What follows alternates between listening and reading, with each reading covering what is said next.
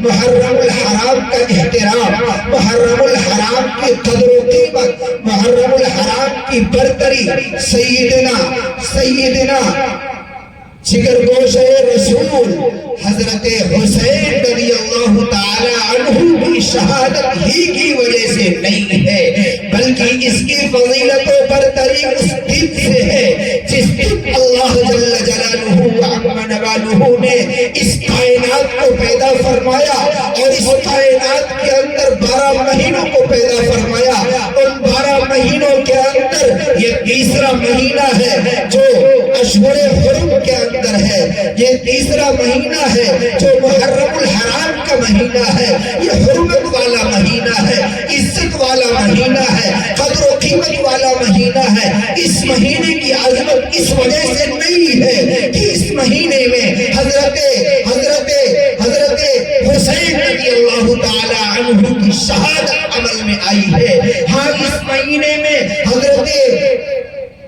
حسین رضی اللہ تعالی عنہ کی شہادت کا ہونا یہ فضیلت کی بات ہے، برتری کی بات ہے، عظمت کی بات ہے، اہمیت کی بات ہے، قدر کی بات ہے کہ اللہ جل جلالہ وعظم نوالہ نے حضرت حسین رضی اللہ تعالی عنہ کی شہادت عظمت والے مہینے کے اندر مقدر کر رکھی تھی۔ لہذا اس مہینے کے اندر کوئی اگر حضرت حسین رضی اللہ تعالی عنہ کی شہادت کی وجہ سے نوحہ کرے، اس مہینے کے اندر نکاح نہ کرے، اس مہینے کے اندر پروگرام نہ کرے، اس مہینے کے اندر شادیاں نہ کرے، اس مہینے کے اندر صحیح سے زندگی نہ گزارے، اس مہینے کے اندر عقد مسکونہ نہ کرے، اس مہینے کے اندر کوئی انتہائی اس مہینے کو منحوس سمجھے کہ اس میں منگنی نہیں کی جائے گی، اس میں دلہن کو گھر میں نہیں لایا جائے گا، اس مہینے کے اندر رخصتی نہیں کروائی جائے گی، اس مہینے کے اندر سفید کپڑے نہیں پہنے جائیں گے، اس مہینے میں حضرت حسین رضی اللہ تعالی عنہ کی شہادت کے غم میں کالے کپڑے پہنے جائیں گے، کالی جھنڈیاں لگائی جائیں گی تاکہ غم کا اظہار ہو، اگر کوئی مسلمان صحیح العقیدہ مسلمان اس طرح کرتا ہے تو حدیث پاک کے اندر جناب نبی کریم صلی اللہ علیہ وسلم نے فرمایا من تشبہ بقوم فہو منہم، جو جس کی مشابہت اختیار کرے گا، جس کے طور و طریقے کو اختیار کرے گا، جس کے نہج کو اختیار کرے گا، جس کی روش کو اختیار کرے گا، جس کی چال چلن کو اختیار کرے گا، جس کے لباس کو اختیار کرے گا، جس کی بود و باش کو اختیار کرے گا، انہی میں شمار کیا جائے گا۔ اس لیے نوجوانوں سے خاص طور پر درخواست ہے، آج یوٹیوب کا زمانہ ہے، انٹرنیٹ کا زمانہ ہے، غلط سلط باتیں، غلط سلط میسج اس کے اندر ڈالے جاتے ہیں اور ہمارا نوجوان سن کر کے اس کو صحیح سمجھ کر کے عمل کرنا شروع کر دیتا ہے۔ اس لیے نوجوانوں سننے سے منع نہیں کیا جاتا ہے، آپ خود علماء کرام کی تقریروں کو سنیں جو صحیح عقیدہ ہیں، اپنے ٹچ میں جو عالم دین ہیں ان سے معلوم کریں کن اس کی بات کو سننا چاہیے، کن کی تقریر کو سننا چاہیے، کن کی تقریر کو نہیں سننا چاہیے۔ خیر، میں نے حدیث پاک پڑھی ہے، جناب نبی کریم صلی اللہ علیہ وسلم نے حضرت حسن رضی اللہ تعالی عنہما کے متعلق فرمایا ان الحسن والحسین سیدہ شباب اہل جنہ، کہ حضرت حسن اور حسین یہ دونوں جنت کے نوجوانوں کے سردار ہوں گے، جنت کے نوجوانوں کے سردار ہوں گے۔ سوال یہ پیدا ہوتا ہے کہ دنیا کے اندر بہت سے بوڑھے ہو کر کے جاتے ہیں اللہ تبارک و تعالیٰ کے پاس اور بہت سے نوجوانی کی حالت میں جاتے ہیں، کل قیامت کے دن میدان محشر کے اندر حدیث کے مطابق ہم کو یہ پیغام ملتا ہے سارے کے سارے مسلمان نوجوان ہوں گے، سارے کے سارے مسلمان نوجوان ہوں گے، تو کن نوجوانوں کے سردار ہوں گے؟ حضرت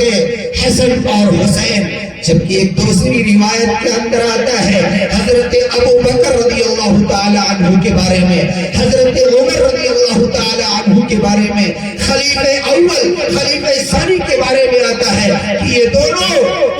بوڑھوں کے سردار ہوں گے، بوڑھوں کے سردار ہوں گے۔ حدیث دو طرح کی ہیں، ایک طرح بوڑھوں کے سردار ہوں گے، مطلب یہ ہے دنیا کے اندر جن لوگوں نے جوانی کی حالت کے اندر انتقال فرمایا ہے، دنیا کے اندر جوانی کی حالت میں دنیا کو چھوڑ کے گئے ہیں، حضرت حسن اور حسین رضی اللہ تعالی عنہما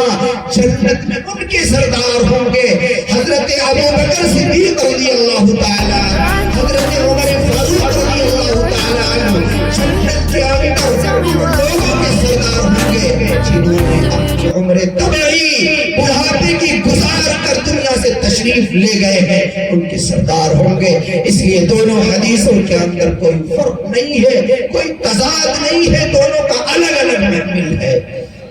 اس وقت میرا موضوع تھا شہادت حسین رضی اللہ تعالی عنہ۔ یقیناً اگر اس موضوع پر بیان کیا جائے تو 12 نہیں 1 بج جائے گا، 2 بج جائے گا، اس لیے میں مختصر طور پر آپ کو ایک میسج دینا چاہتا ہوں کہ کیا دنیا کے اندر صرف شہادت حسین ہی عمل میں آئی ہے اور دوسری شہادتیں نہیں ہیں؟ آج ہمارا مسلمان شیعہ زدہ ہونے کی وجہ سے، شیعہ سے قربت کی وجہ سے یہ چاہتا ہے کہ حضرت حسین رضی اللہ تعالی عنہ کی شہادت ہی کو سنے، باقی اور کسی کی شہادت کے واقعات کو نہ سنے۔ اسی وجہ سے علماء دیوبند میں سے بہت سے حضرات نے، بلکہ ہمارے یہاں مفتی محمد افضل صاحب رحمت اللہ علیہ تھے، ہم لوگوں کے استاد ہیں، غالباً حضرت مولانا محمد احمد صاحب کے بھی استاد ہیں، انہوں نے اپنی کتاب محرم الحرام کے اندر لکھا ہے کہ شہادت حسین کے واقعے کو بیان کرنا یہ امت کو، یعنی غلط سلط بیان کرنا یہ امت کو بزدلی کی دعوت دینا ہے، امت کو بزدلی کے اندر داخل کرنا ہے۔ اس لیے ان مہینوں کے اندر خاص طور پر شہادت حسین کے تذکرے کی کوئی ضرورت نہیں۔ ہاں تذکرہ کیا جائے، سارے شہداء کا تذکرہ کیا جائے، جیسے ابھی حضرت مولانا نے آپ کے سامنے تفصیل کے ساتھ حضرت عمر فاروق رضی اللہ تعالی عنہ کی شہادت کا اور آپ کے طریقے عمل کا، آپ کے معمولات کا، آپ کے حکمرانی کا بھی تفصیل تذکرہ فرمایا۔ اللہ تبارک و تعالی ہمیں اور آپ کو جلد از جلد ایسی مجلسیں قائم کر کے سارے شہداء کے متعلق تفصیلات معلوم کرنے کی توفیق نصیب فرمائے۔ میرے محترم بزرگوں اور دوستوں،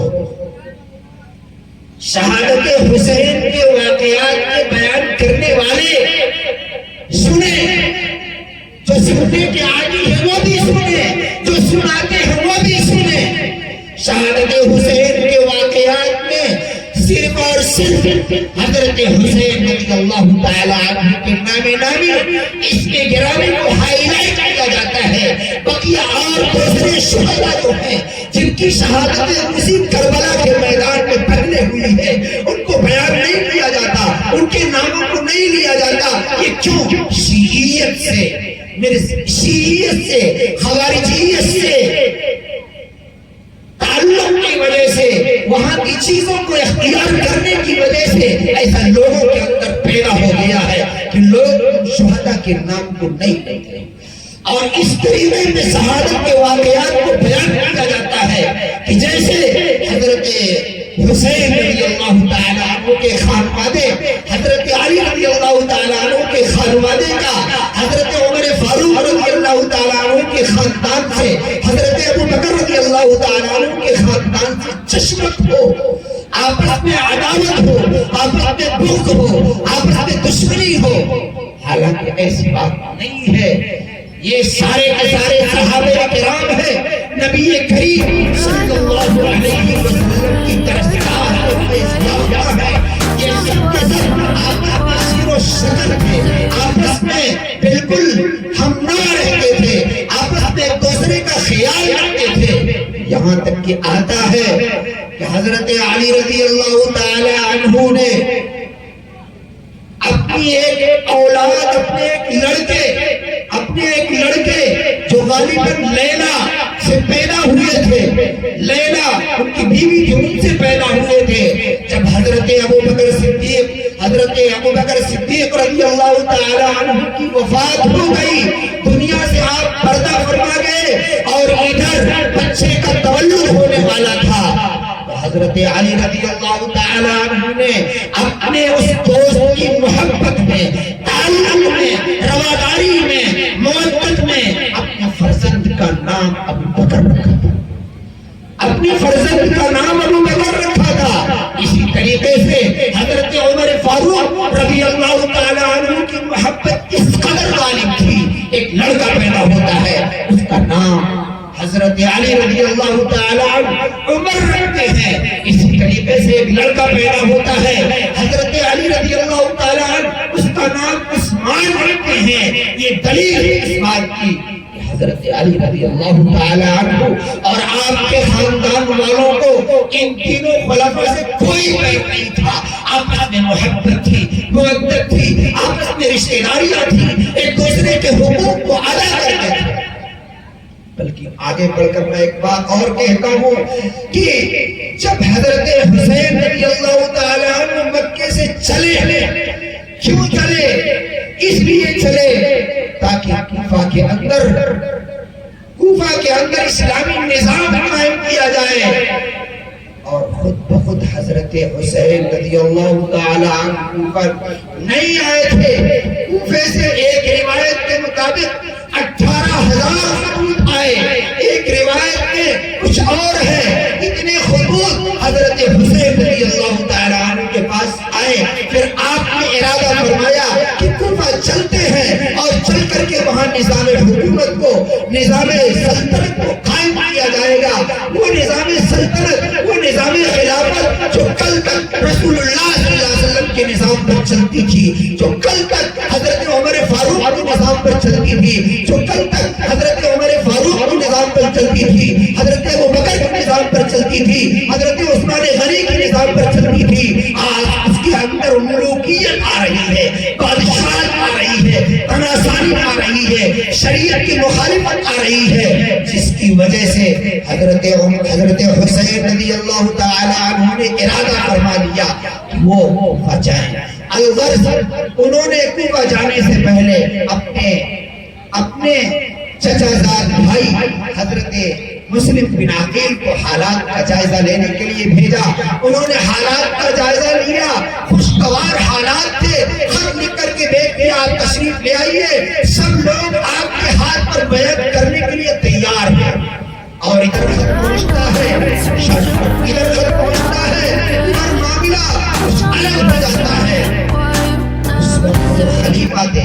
یزید کی طرف سے والی تھے، وہ نعمان ابن بشیر رضی اللہ تعالی عنہ تھے، حضرت حسین رضی اللہ تعالی عنہ کے حق میں بہت نرم تھے۔ جب ان کو یہ معلوم ہوا کہ حضرت حسین خلافت لے رہے ہیں، انہوں نے نرمی کے انداز میں خطبہ دیا کہ سب کچھ ہو سکتا ہے، لیکن یزید جو خلیفہ وقت ہے ان کی مخالفت نہیں ہوگی۔ لیکن جب یہ خطوط جب حضرت نعمان ابن بشیر کے خلاف عبید اللہ یزید کے پاس خط لکھ کر کے بھیجا گیا، یہ تو حسین کے حق میں اور مسلم بن عقیل کے حق میں نرم گوشہ رکھتے ہیں، تو یزید نے کوفہ پر والی مقرر کر دیا عبید اللہ بن زیاد کو، جو انتہائی خاص تھا، انتہائی صالح تھا۔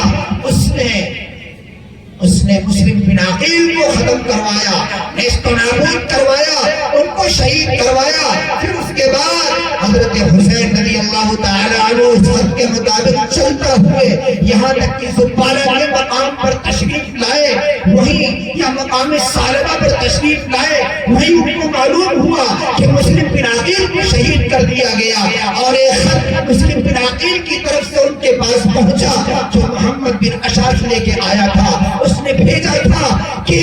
آپ واپس چلے جائیں گے، لیکن ان کے جو بھائی تھے، ان کے جو بیٹے تھے مسلم بن عقیل کے، انہوں نے کہا نہیں ہم واپس نہیں جائیں گے، اپنے باپ اور اپنے بھائی کا خون بہا لیں گے، ان کا قصاص لیں گے، اس کے بعد واپس جائیں گے۔ خیر حضرت حسین رضی اللہ تعالی عنہ کوفہ پہنچ گئے، میدان کربلا میں پہنچ گئے۔ اولا عبید اللہ بن زیاد نے 1000 کا دستہ دے کر کے بھیجا، حر بن یزید تمیمی کو دے کر کے بھیجا، اس نے آزادی کا معاملہ کیا۔ پھر اس کے بعد 4000 کا دستہ عمر بن سعد کے ساتھ روانہ کیا۔ عمر بن سعد کو یہ حکم دیا کہ ان سے دو ہاتھ کر لیجئے، ان سے خلافت کہ عمر آپ بیعت لے لیجئے۔ چنانچہ جب یہ شخصیت، جب یہ حضرت عمر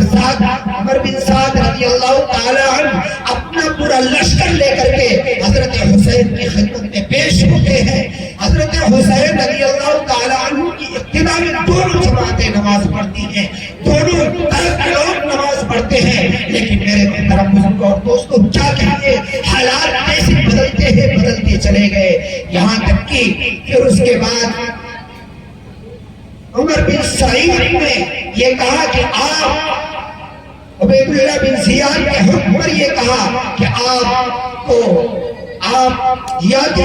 چلے جائیے یا پھر یہ راستہ چھوڑ دیجئے، ہمارے جو خلیفہ ان کے ہاتھ میں بیعت کر لیجئے۔ تو حضرت حسین نے فرمایا 3 باتوں میں سے مجھے کسی ایک بات کا اختیار دے دو، یا تو مجھے مدینہ واپس چلے جانے دو، یا مجھے یزید سے ملاقات کر لینے دو جو خلیفہ ہے، وہ خلیفے کا جو خلیفہ ہے، اور پھر تمہارے خلیفہ تم اس کے نائب ہو،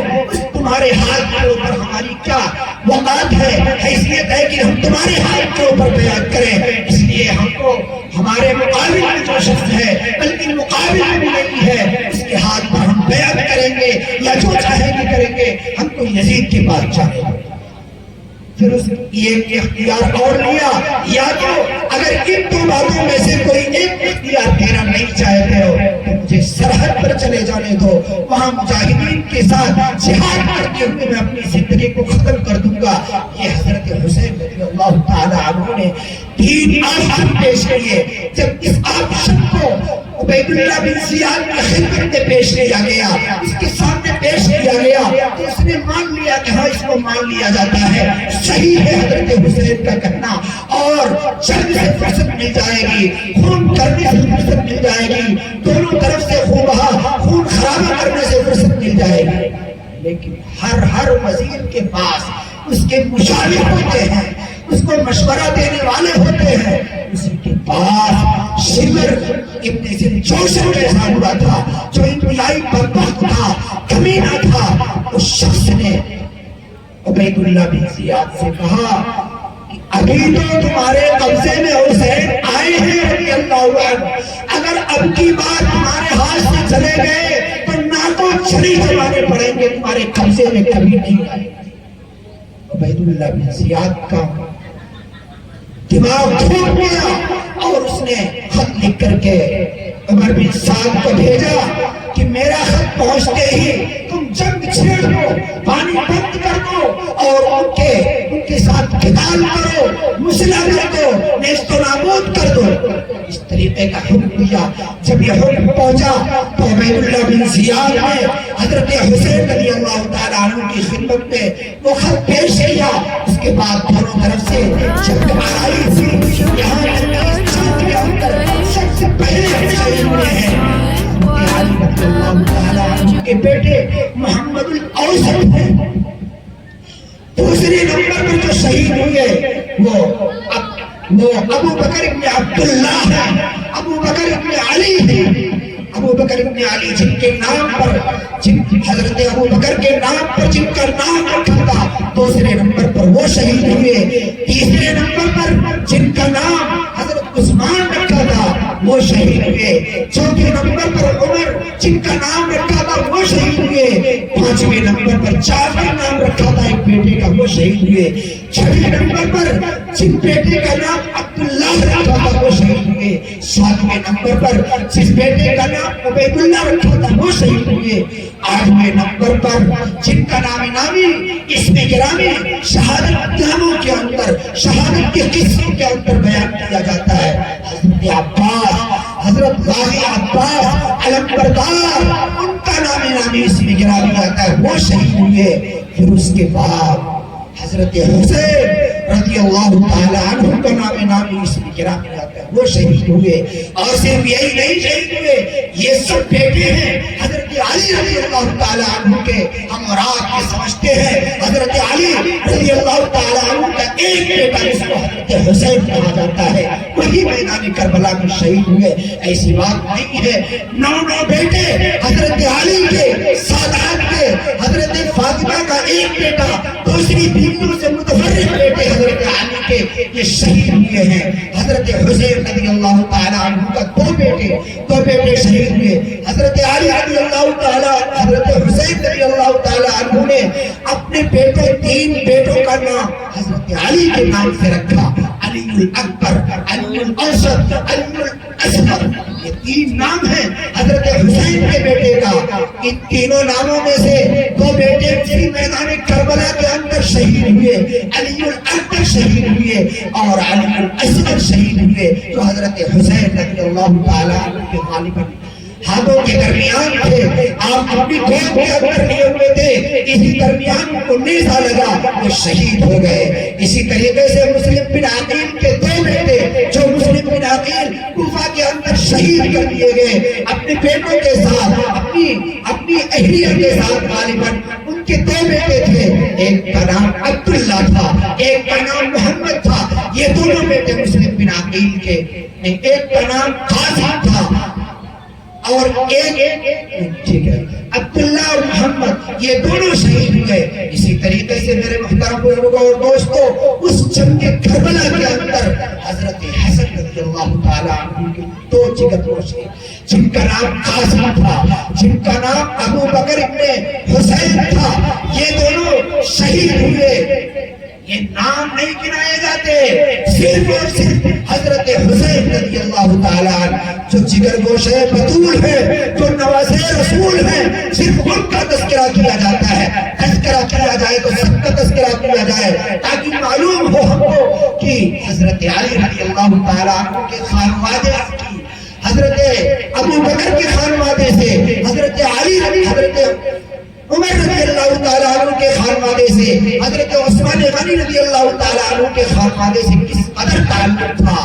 غزے کے سارے کے سارے لوگ اس جنگ کے اندر شہید ہو جاتے ہیں، اور بھی لوگ شہید ہوتے ہیں، اور بھی لوگ شہید ہوتے ہیں. صرف اور صرف حضرت حسین رضی اللہ تعالیٰ عنہ کے ایک بیٹے جن کا نام علی الاوسط ہے، جو مشہور ہوئے ہیں امام زین العابدین کے نام سے، جن کے فرزند شہرت یافتہ ہیں امام باقر کے نام سے، وہی بیماری کی وجہ سے بچ گئے تھے، بلکہ بچ کر گئے تھے. اس جنگ کے اندر جب جنگ اختتام پذیر ہو گئی، جنگ اختتام پذیر ہو گئی، سب ختم ہو چکا، عورتیں باقی رہ گئی اور علی الاوسط باقی رہ گئے. تو شمر جوسر جو اس جنگ کا سپہ سالار تھا، جس نے 6 افراد کو لے کر کے حضرت حسین رضی اللہ تعالیٰ عنہ کو شہید کیا تھا، جس نے ہاتھ کاٹا تھا، دوسرا ہاتھ زخمی ہو گیا تھا، یہاں تک کہ آپ گر پڑے تھے. گرنے سے پہلے ایک نام ہے سنان ابن انس ثقفی، اس نے برچھی مارا تھا، نیزہ مارا تھا، آپ کے پشت مبارک سے نکل کر وہ پیٹ تک پہنچ گیا تھا. لکھا ہوا ہے کہ جب اس سنان ابن انس نے اس نیزے کو نکالنا شروع کیا تو حضرت حسین رضی اللہ تعالی عنہ کی روح پرواز کر گئی. اس کے بعد اس آرڈر کے اندر جو آرڈر عبید اللہ بن زیاد کی طرف سے تھا، اس میں یہ بھی لکھا ہوا تھا جب جنگ ختم ہو جائے سب کو قتل کر دیا جائے. حسین کے جسم کے آدھا کو خون کے ذریعے سے اس قدر روکا جائے، اس قدر روکا جائے کہ کوئی سلامت. یہ دردناک واقعہ پیش آیا ہے میرے محترم بزرگوں اور دوستوں. کس لیے پیش آیا ہے؟ اس لیے کہ اسلامی نظام کو صحیح نہیں برقرار کیا جائے، اس لیے نہیں کہ اسلام ختم ہو گیا تھا، نیست و نابود ہو گیا تھا، اور جو یہ شعر پڑھا جاتا ہے ہر کربلا کے بعد زندہ ہوتا اسلام، اسلام زندہ تھا، اسلام کی شبیہ پیدا ہو رہی تھی، اسلام کا طور و طریق ختم ہو رہا تھا، اسلام کا نظام حکومت ختم ہو رہا تھا، اسلام کی خلافت ختم ہو رہی تھی۔ اس چیز کو آباد کرنے کے لیے، زندہ کرنے کے لیے، دوبارہ قائم کرنے کے لیے، اس رسم و رواج کو سبع ہستی سے مٹانے کے لیے حضرت حسین رضی اللہ تعالی عنہ میدان عمل کے اندر آ گئے تھے، ورنہ صرف اپنی جان کو گھمانے کے لیے نہیں آئے تھے، ان کے سامنے یہ ساری چیزیں تھیں اس لیے آئے تھے۔ فرض ہے کہ یہ لوٹا پٹا پورا خانوادہ جب حضرت حسین رضی اللہ تعالی عنہ کے سر مبارک کو لیا گیا اور ان کی جو عورتیں تھیں ان کو لے کر کے شمر ذی جوشن اپنی ساتھیوں کے ساتھ عبید اللہ بن زیاد کی خدمت میں پہنچا، اس کے دربار میں پہنچا، ایک کشت کے اندر حضرت حسین رضی اللہ تعالی عنہ کی سر مبارک کو رکھا گیا۔ رکھنے کے بعد عبید اللہ بن زیاد نے اپنی چھڑی سے حضرت حسین رضی اللہ تعالی عنہ کے ہونٹ کے